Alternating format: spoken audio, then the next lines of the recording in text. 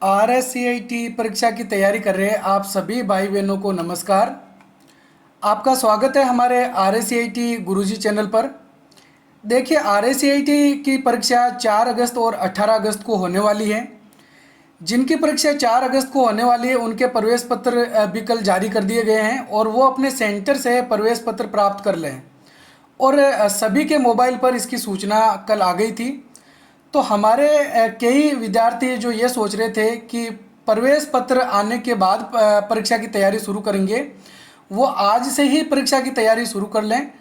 अभी भी आपके पास काफ़ी समय बचा है तैयारी करने के लिए। और हमारे YouTube चैनल RSCIT गुरुजी को अगर अभी तक आपने सब्सक्राइब नहीं किया है तो तुरंत ही सब्सक्राइब वाले बटन पर क्लिक करके सब्सक्राइब कर लें, क्योंकि आपकी तैयारी के लिए हम रोज़ाना इसी प्रकार के वीडियोज़ लाते रहेंगे। RSCIT परीक्षा जो अगस्त में होने वाली है, इसकी तैयारी के लिए पार्ट 10 का हमारा ये वीडियो है। तो अगर आपने हमारे जो पहले वाले वीडियो हैं वो नहीं देखे हैं तो इस वीडियो को देखने के बाद उन्हें ज़रूर देखें। हर रोज़ हमारे वीडियोज़ को देखते रहें, क्योंकि हम रोज़ाना नए नए वीडियोज़ आपके लिए लाते रहते हैं। तो शुरू करते हैं आज का वीडियो। हमारा प्रश्न नंबर 1 है, कंप्यूटर पर एक ही समय में एक से अधिक कार्यों को करने की क्षमता क्या कहलाती है? बूटिंग, कॉपिंग, बर्निंग या फिर मल्टीटास्किंग?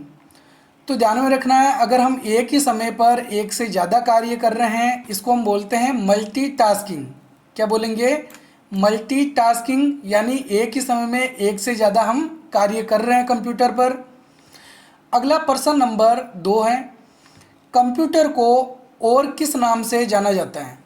संगणक, परिकलक या फिर अभिकलित्र, या फिर डी ऑप्शन है उपरोक्त सभी। तो इसमें सही आंसर होगा डी, उपरोक्त सभी। आप लोग कमेंट करके ज़रूर बताएं कि आपको इन तीनों में से कितने नाम पता थे, 1, 2 या 3। तो ये कमेंट बॉक्स में ज़रूर बताएं। तो कंप्यूटर को हम और क्या क्या बोलते हैं? संगणक भी कहा जाता है, परिकलक भी कहा जाता है और अभिकलित्र भी कहा जाता है। इसके अलावा अभिकलक भी बोल सकते हैं। तो कितने नाम हो गए कंप्यूटर के? और 4 नाम हो गए, संगणक, परिकलक, अभिकलित्र और इसके अलावा और कौन सा है? अभिकलक। ठीक है। नेक्स्ट है हमारा प्रश्न नंबर 3 है, वीजीए केबल में कितने पिन होते हैं? 10, 12, 14 या फिर 15? तो वीजीए जो केबल होती है इसके अंदर 15 पिन होते हैं। कितने पिन होंगे? 15 पिन। अब देखो यहाँ पे आपको एक चित्र भी बता रहे हैं, इस चित्र में देख सकते हैं आप 15 पिन हैं इस वीजीए केबल में जुड़े हुए। ठीक है, आप गिन सकते हो 3 रो के अंदर 5-5 के रूप में 15 जो पिन हैं वो लगे हुए हैं। इसके अलावा एग्जाम में कई बार जो वीजीए की फुल फॉर्म भी पूछ ली जाती है। तो वीजीए की जो फुल फॉर्म है वो आपको याद रखनी है, वीडियो ग्राफिक्स एरे। क्या होगी? Video graphics array. अब इसके अलावा ध्यान में रखना है वीजीए केबल काम क्या आती है, ये तो आपको पता होगा। अगर हम मॉनिटर से सीपीयू को कनेक्ट करना चाहते हैं तो उसके लिए वीजीए केबल काम में लेते हैं आमतौर पर। इसके अलावा मॉनिटर को सीपीयू से कनेक्ट करने के लिए हम एक और केबल काम में लेते हैं। कौन सी केबल? HDMI cable. ठीक है, HDMI की फुल फॉर्म होती है हाई डेफिनिशन मल्टीमीडिया इंटरफेस। तो मॉनिटर को सीपीयू से कनेक्ट करने की 2 केबलें काम में ली जाती है। दोनों में से कोई एक केबल कौन सी?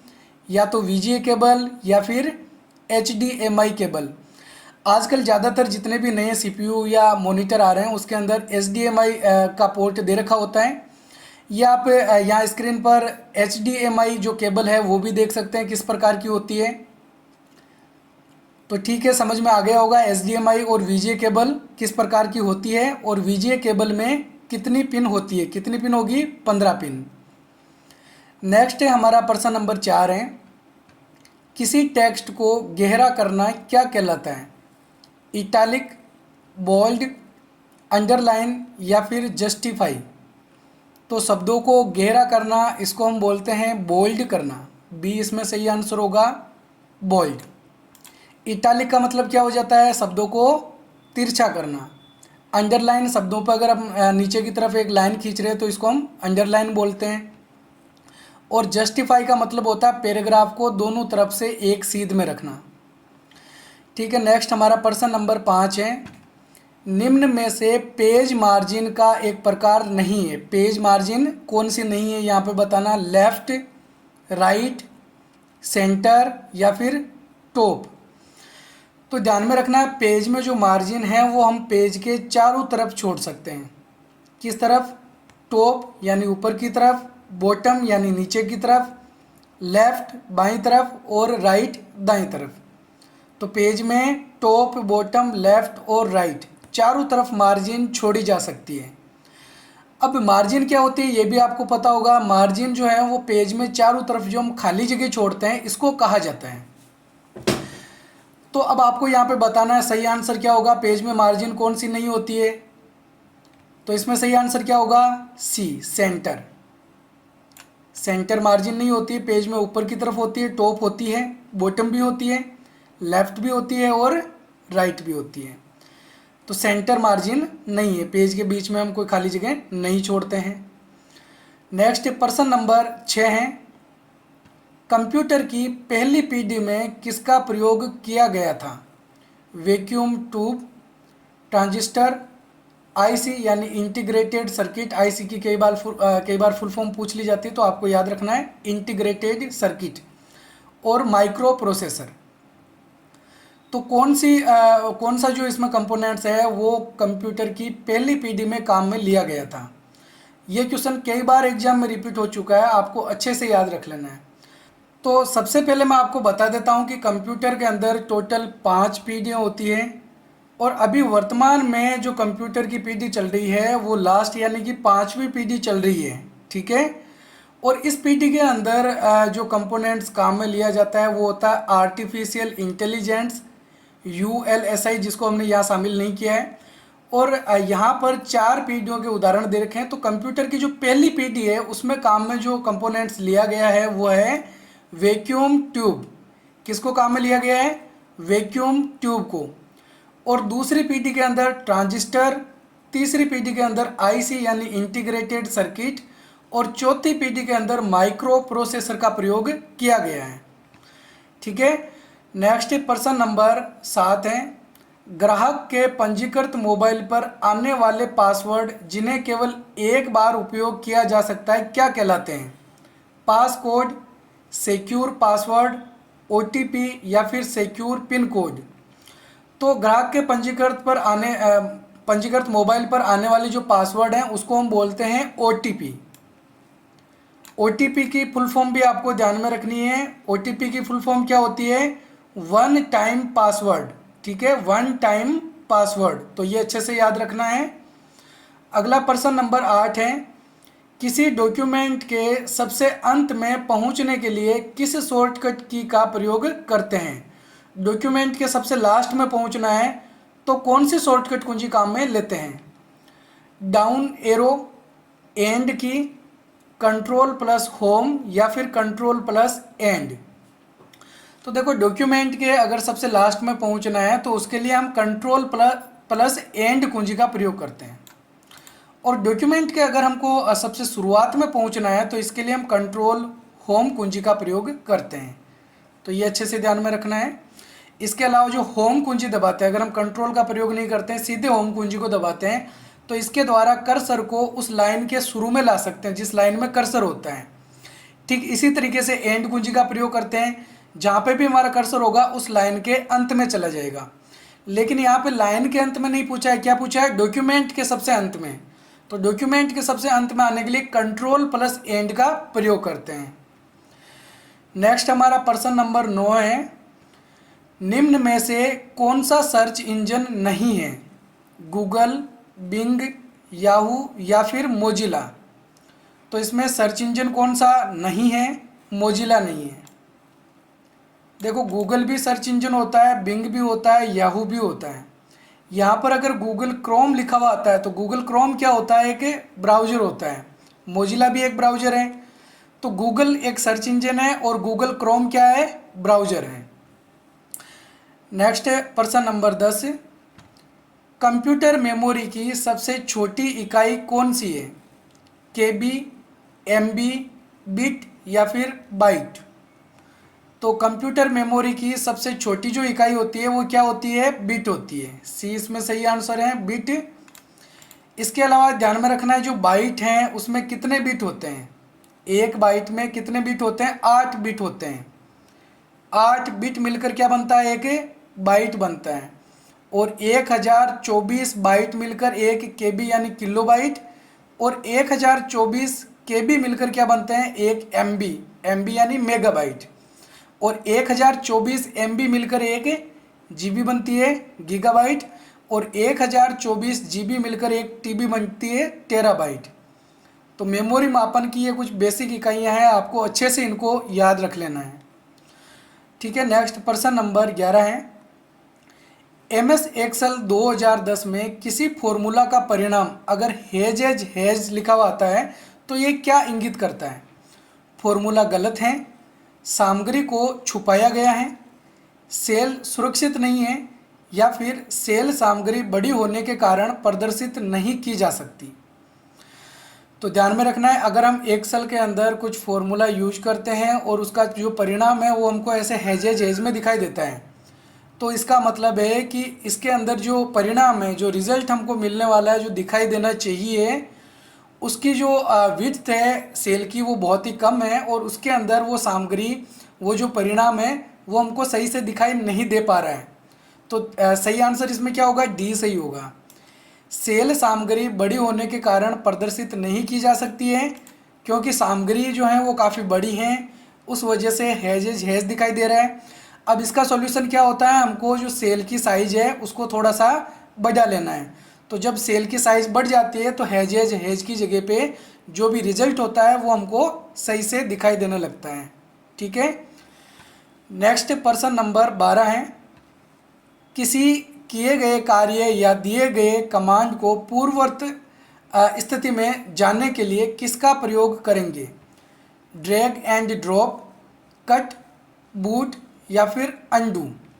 तो जो भी हमने कार्य किया है उससे पूर्ववर्त स्थिति यानी कि पहले वाली जो स्थिति है उसमें आना है, बैक आना है। तो इसके लिए हम किसका प्रयोग करते हैं? अंडू का प्रयोग करते हैं। अंडू की शॉर्टकट कुंजी भी आपको याद रख लेनी है। अंडू करने के लिए शॉर्टकट कुंजी काम में लेते हैं Ctrl+Z। ठीक है, अगला प्रश्न नंबर 13 है, विंडोज एक्सप्लोरर में किसी फाइल या फोल्डर को नाम से सर्च करने के लिए किस कुंजी का प्रयोग किया जाता है? F1, F2, F3 या फिर F7? तो विंडोज एक्सप्लोरर क्या होता है? जब हम किसी फाइल फोल्डर को ओपन करने के लिए कोई फोल्डर ओपन करते हैं, या विंडोज एक्सप्लोरर के लिए हम विंडो ई बटन भी दबा सकते हैं। तो जो एक्सप्लोरर ओपन होता है हमारे सामने, उसके अंदर अगर हम कोई नाम से सर्च करना चाहते हैं, किसी फाइल का नाम या किसी फोल्डर का नाम, हमने किसी फोल्डर के अंदर या किसी फोल्डर को किसी जगह पे हमने सेव कर रखा है और उसका नाम हमको पता है, लेकिन हमको ये नहीं पता है कि हमने उसको सेव कहाँ कर रखा है, तो हम F3 बटन दबाते हैं। F3 बटन दबाने से क्या होता है? एक सर्च बॉक्स ओपन हो जाता है, और उस सर्च बॉक्स में हम फाइल का या उस फोल्डर का नाम लिख के सर्च कर सकते हैं। ठीक है, नेक्स्ट प्रश्न नंबर 14, कंप्यूटर में जब भी एक स्थान से दूसरे स्थान पर किसी फोल्डर को यानी डायरेक्टरी को लेकर जाते हैं तो क्या होने वाला है? फोल्डर के अंदर की सभी फाइलें भी स्थानांतरित हो जाती है। बी ऑप्शन है इसमें, फोल्डर के अंदर सभी सब फोल्डर भी स्थानांतरित हो जाते हैं। सी ऑप्शन है, केवल फोल्डर स्थानांतरित होता है, उसमें मौजूद फाइल या फोल्डर नहीं होते हैं। और डी ऑप्शन है इसके अंदर, विकल्प ए और बी दोनों सही हैं। तो क्या होगा इसमें? जब हम किसी फोल्डर को किसी दूसरी जगह पे लेके जाते हैं, यानी कि कट करके पेस्ट करते हैं, तो क्या होता है? उसके अंदर जो फाइलें होती है वो भी उसके साथ में चली जाती है, और फाइलों के साथ साथ अगर उसमें कोई फोल्डर भी बना हुआ है, किसी फोल्डर के अंदर जो फोल्डर बनता है उसको क्या बोलते हैं? सब फोल्डर। ठीक है, तो उसके जो सब फोल्डर हैं क्या वो भी साथ में स्थानांतरित हो जाते हैं? तो वो भी हो जाते हैं। फाइलें और फोल्डर दोनों जब हम किसी फोल्डर को कट और किसी दूसरी जगह पेस्ट करते हैं तो साथ में ही चले जाते हैं। तो इसमें सही आंसर क्या होगा, डी सही होगा। विकल्प ए और बी दोनों सही है। अब तीसरा जो ऑप्शन है वो देखो, केवल फोल्डर स्थानांतरित होता है, उसमें मौजूद फाइल या फोल्डर नहीं होते हैं। तो इसमें पूछा है, इसमें बताया गया है कि केवल फोल्डर ही जाता है, उसके अंदर जो मौजूद फाइल फोल्डर है वो नहीं जाते हैं, तो ये इसमें गलत होगा। अगला प्रश्न नंबर 15 है, कंप्यूटर पर गेम खेलने के लिए किस डिवाइस का प्रयोग किया जाता है?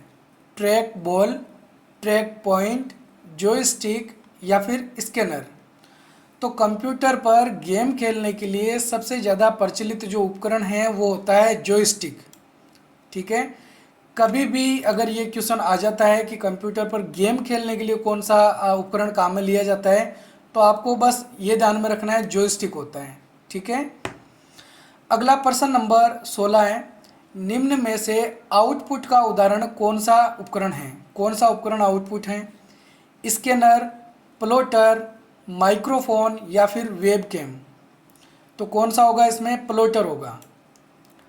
प्लॉटर जो होता है वो प्रिंटर का एक बड़ा रूप होता है जिसके द्वारा हम बड़े बड़े बैनर या फिर नक्शे प्रिंट कर सकते हैं। स्कैनर का काम क्या होता है? जो हमने प्रिंट आउट निकाल रखा है उसको वापस कंप्यूटर में सेव करना चाहते हैं, तो डिजिटल फॉर्म में कंप्यूटर में सेव करने के लिए स्कैनर का प्रयोग करते हैं। और अगर हम आवाज़ इनपुट करना चाहते हैं, वो हमारे ऑडियो को कंप्यूटर में सेव करके रखना चाहते हैं, तो माइक्रोफोन का प्रयोग करते हैं। और वेब कैम यानी इसको हम बोलते हैं वेब कैमरा, तो जो कैमरा होता है कंप्यूटर का वो क्या काम आता है? फ़ोटो खींचने के लिए। ठीक है, अगला प्रश्न नंबर 17 है, ट्विटर का उपयोगकर्ता निम्न कार्य कर सकता है? ट्विटर को अब एक्स के नाम से भी जाना जाता है। 140 अक्षरों तक संदेश भेज सकता है, अपने फॉलोअर्स को रीट्वीट कर सकता है, अपने ट्वीट में हैशटैग शामिल कर सकता है या फिर उपरोक्त सभी कर सकता है। तो ट्विटर का उपयोग करता है क्या नहीं कर सकता है? सब काम कर सकता है। यहाँ पे जो विकल्प दे रखे हैं, तो इसमें सही आंसर क्या होगा? डी। ध्यान में रखना है, ट्विटर के अंदर जो ट्वीट किया जाता है उसके अंदर कितने अक्षर, कितने कैरेक्टर्स शामिल होते हैं? 140। ठीक है, अगला प्रश्न नंबर 18 है, MS वर्ड 2010 में टॉगल केस को चुनने पर टेक्स्ट कैसे दिखाई देते हैं? जैसे यहाँ पे जो लिखा हुआ जो पहला ऑप्शन है इसमें, उसमें जो कंप्यूटर सिस्टम शब्द लिखा हुआ है इसमें सारे अक्षर बड़ी ABCD के लिखे हुए हैं। बी वाला जो विकल्प है इसमें देख सकते हैं कंप्यूटर सिस्टम में C और S बड़ा है। सी विकल्प के अंदर क्या हो रखा है? सारे अक्षर छोटे ABCD के लिख रखे हैं। और डी विकल्प में क्या है? C और S, यानी कि स्पेलिंग का जो पहला अक्षर है वो छोटा है और बाकी सारे कैपिटल लेटर में लिखे हुए हैं। तो यहाँ पे पूछा गया है टॉगल केस से क्या होगा? माइक्रोसॉफ्ट वर्ड के अंदर आपको ध्यान में रखना है, जब हम अपर केस वाला ऑप्शन चुनते हैं तो सारे अक्षर कैपिटल लेटर में आ जाते हैं। अपर केस से क्या होगा? सारे अक्षर कैपिटल लेटर में आ जाएंगे। अब देखो यहाँ पे जो ऑप्शन दे रखा है कंप्यूटर सिस्टम बी वाला विकल्प, इसमें C बड़ा है और S बड़ा है, तो इसको हम बोलते हैं कैपिटलाइज ईच वर्ड, क्योंकि प्रत्येक वर्ड जो है उसका जो पहला अक्षर है वो कैपिटल होता है। और सी विकल्प में हम देख सकते हैं सारे जो अक्षर हैं वो छोटी ABCD के लिखे हुए हैं। तो अपर केस में सारे अक्षर बड़ी ABCD के, कैपिटलाइज ईच वर्ड में स्पेलिंग का जो पहला अक्षर है वो कैपिटल लेटर होगा, और लोअर केस के अंदर सारे अक्षर छोटी ABCD के होंगे। और लास्ट बचा है टॉगल केस, तो डी इसके अंदर सही आंसर होगा, जिसमें जो पहला अक्षर है वो छोटी ABCD का होता है और बाकी सारे अक्षर बड़ी ABCD के लिखे जाते हैं। ठीक है, तो टॉगल केस का मतलब क्या है? सारे अक्षर स्पेलिंग का पहला अक्षर छोटी ABCD का और बाकी सारे अक्षर बड़ी ABCD के। अपर केस में सारे अक्षर कैपिटल लेटर में होते हैं। ठीक, नेक्स्ट प्रश्न नंबर 19, कुछ बेचने और खरीदने में प्रयोग की जाने वाली वेबसाइट क्या कहलाती है? मनोरंजन website, e-commerce website, social website या फिर नेटवर्किंग वेबसाइट? तो कुछ खरीदने और बेचने के लिए जो वेबसाइटें काम में लेते हैं, ऐसी वेबसाइटों को हम बोलते हैं ई-कॉमर्स वेबसाइट। अमेजोन, फ्लिपकार्ट, इस प्रकार की जो वेबसाइटें हैं वो ई-कॉमर्स के उदाहरण होती हैं। अगला प्रश्न नंबर 20 है, MS पावरपॉइंट 2010 में नई स्लाइड लेने के लिए किस शॉर्टकट कुंजी का प्रयोग करते हैं? Ctrl+N, Ctrl+O, Ctrl+M या फिर Ctrl+D? तो नई स्लाइड लेने के लिए माइक्रोसॉफ्ट पावर पॉइंट में हम कंट्रोल+M कुंजी का प्रयोग करते हैं। साथ ही आपको ध्यान में रखना है कि अगर हम डुप्लीकेट स्लाइड लेना चाहते हैं, अगर हमने कोई स्लाइड सेलेक्ट कर रखी है और उसके जैसी ही हमको एक और स्लाइड लेनी है, तो डुप्लीकेट स्लाइड लेने के लिए कंट्रोल D का प्रयोग किया जाता है। तो दोनों शॉर्टकट कुंजी आपको अच्छे से याद रख लेनी है। नई स्लाइड के लिए कंट्रोल+M और डुप्लीकेट स्लाइड के लिए कंट्रोल D काम में लेते हैं। तो ठीक है, ये थे आज के हमारे 20 महत्वपूर्ण प्रश्न उत्तर। उम्मीद है आपको हमारा ये वीडियो पसंद आया होगा। अगर वीडियो पसंद आए तो वीडियो को लाइक, और अगर आपने अभी तक हमारे YouTube चैनल को सब्सक्राइब नहीं किया है तो चैनल को सब्सक्राइब जरूर कर लें।